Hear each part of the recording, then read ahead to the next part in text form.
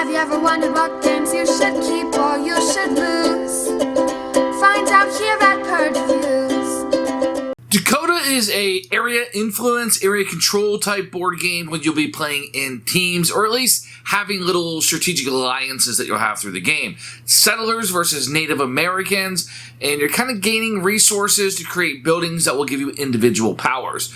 Part of the problem with the game is that there aren't a lot of buildings, there aren't a lot of powers that you're going to get, so it starts to feel samey after your same plays.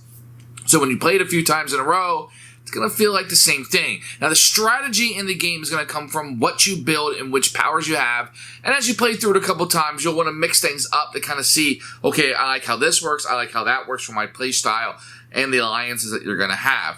Now, I don't normally like area influence games. It's not something I find all that appealing. And I really, really don't like team alliance games. I just feel like the lack of strategy. People who are friends are going to team up and they're going to go at it, or they're just going to combat against each other. And it becomes a little bit predictable based on your kind of group that you play with. So it doesn't really work that great for me. I like the idea of it. And I think that when you're playing with people you don't know, like at a con or something, people can be very, very timid about wanting to screw people over. And I think the game almost requires that. So Dakota, while it's a pretty solid game, the components are very, very good. It isn't something that worked for my play style, didn't work for the kind of games that we enjoy with our play group, and it wasn't something that we wanted to keep going back to after a few plays. For us, I like the theme, I like the look of the game, but it wasn't a play style that I was interested in doing, and it started to feel the same after a bit.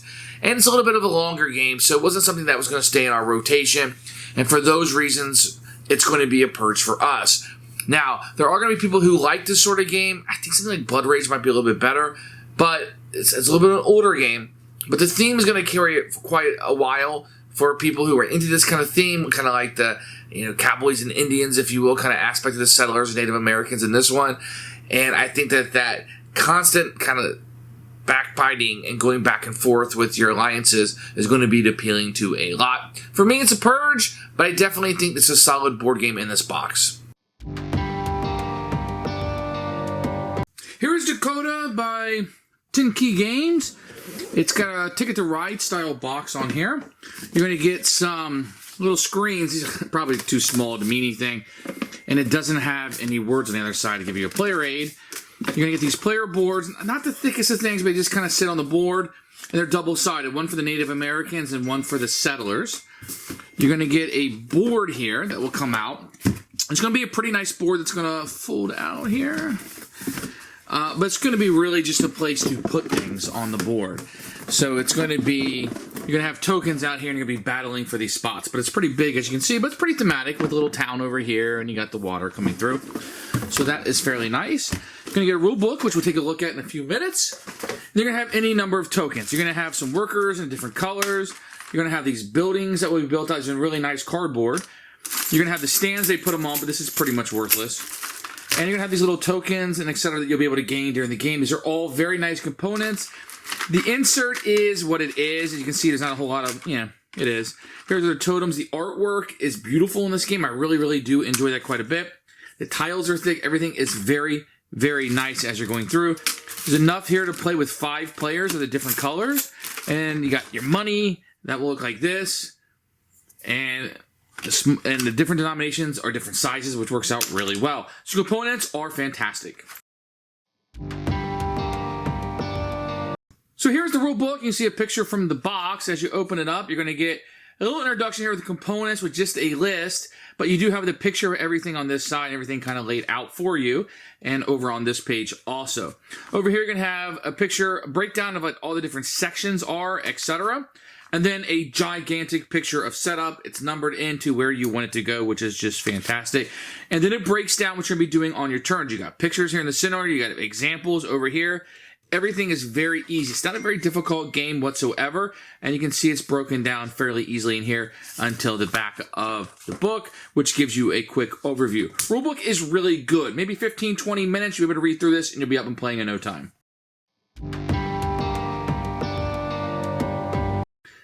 I'm only going to give a quick overview of this game. When it starts out, you can be a settler or you can be a Native American. Now, each game needs to have at least one person on each side, so you can't all be settlers and you can't all be Native Americans. but usually you just pick this randomly. So what you're going to be doing is you're going to be collecting resources or goods during the game. So in order to build the saloon, you will need 3 of these in order to build that out. When you build it, you can just put a building over top of it. They do have standees so it can stand up, but these are worthless. All you need to do is just put this over it to signify that you've built it. Now, if you look at this, each of the resources here are going to have a different combinations. The settlers, you see a lot of browns and purples, but on this side, there's a little bit more of a different combination. So people will be, basically the Native Americans are going to value things a little differently. Over here is your exchange cost. So for example, an exchange cost, the Native Americans can get buffalo as 5 coins, but if you look over here, it's only 2 for the settlers. So even though really what you're doing in the game is the same, the value of everything is going to be different. So this is going to be the last part of each round, is you're going to be able to purchase these things if you have the resources. And once you build them, they're going to give you abilities as you go on. So fort, the player can replace one of his explorers with a horseman. The saloon, beginning of the turn during the activation phase, the player gets 1 wealth point. And the same will be true on this side. So that's how that breakdown is going to work. So this is the playing board. As you can see, you're going to have a track here that will track the score, etc. And you're going to have all these different areas on the board. What I'm going to do is I'm going to zoom in and kind of show you how one of these areas will work as you're playing through the game.